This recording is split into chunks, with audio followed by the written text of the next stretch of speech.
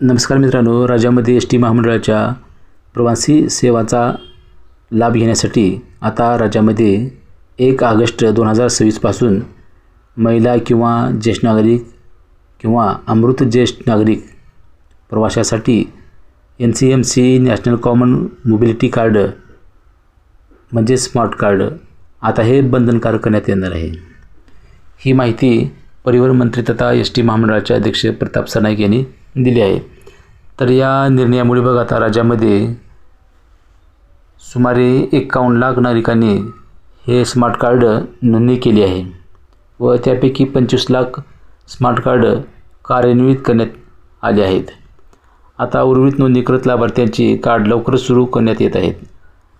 आता या लाभार्थ्यांनी विलंब न करता हे आपले कार्ड काढून घ्यायचे आहे।